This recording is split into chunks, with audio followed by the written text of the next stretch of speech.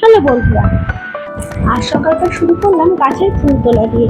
এরপরে যা হবে সব তোমাদের সাথে শেয়ার করবো। আকাশের অবস্থা বেশি ভালো না, তাড়াতাড়ি ফুল তুলে ঘরে যাই। আসলে এই কাজটা কিন্তু আমার শ্বশুরমশাই করে।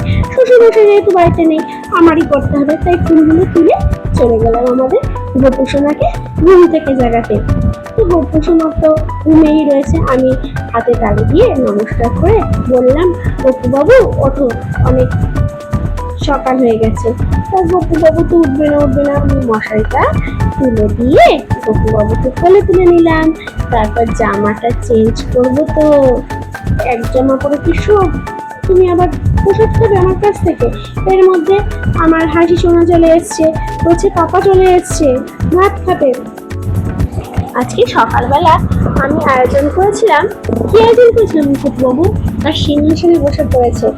এই যে আলু পটলের ঝোল করবো বলে পটল কাটা আর আলু কাটা হয়ে গেছে, তার মধ্যে নুন মাখিয়ে আমি ভেজে নেবো।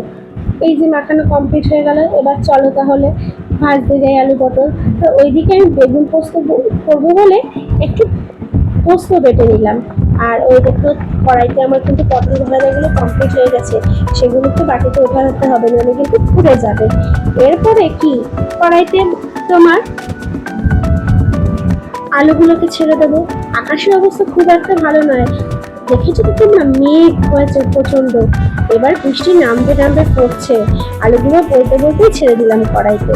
চলো তো দেখি, বাইরে বৃষ্টি নেমেছে, মুষলধারে মনে হচ্ছে।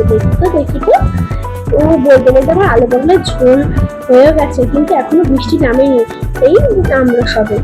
এই যে আমাদের খড়িবাবু বৃষ্টির কথা শুনে পালাচ্ছে। ওই দেখো বাইরে কিরকম বৃষ্টি হয়েছে। আর কি হবে হলো আমার সাথে বৃষ্টির দিনে, সব তোমাদের সাথে শেয়ার করবো পরবর্তী ভাগে।